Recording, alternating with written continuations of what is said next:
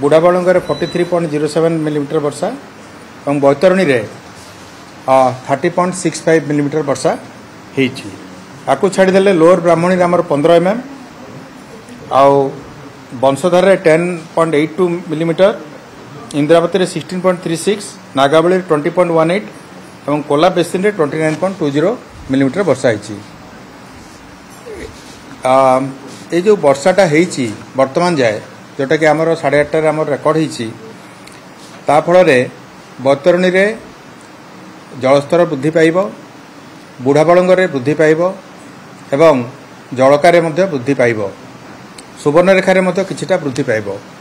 तेबे आमर जहाँ पूर्वानुमान अच्छी से बैतरणी आउ बुढ़ाबलंग आउ जलका एथिरे वार्निंग लेवल पाखापाखि किंबा वार्निंग लेवल को ब्रिज करि पारे।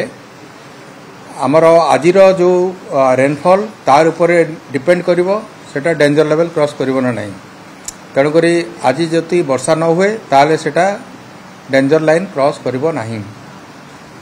तेणु ये है आपणकर विभिन्न जगार विभिन्न कैचमेंट केते वर्षा होती। जदि आम धरिबा जलस्तर आज जी माने विभिन्न नदी अच्छी कौन सी नदी रे बन्या परिस्थिति नहीं आजिकार। मु जोटा कहली सेटा आगामी काली वार्निंग लेवल में बा सतर्क स्तर ऊपर को जाइपारे, विपद संकेत ऊपर को जीवार कौन सी पूर्वानुमान नहीं। तेणु बन्या परिस्थिति नहीं।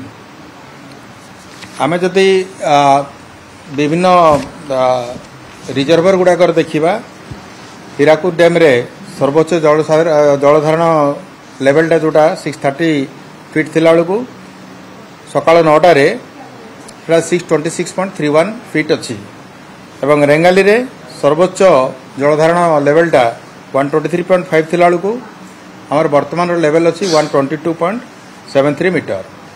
तेणु एगुड़ा तले अच्छी अन्य जगार आहरी कम रे अच्छी। तेणुक बर्तमान कौन सी जगार सेमती आमे प्लान करूना आउ गेट खोलिवार, कारण आपने जानते रेंगाली आउ हीराकुद दुटाक सबु गेट बंद अच्छी।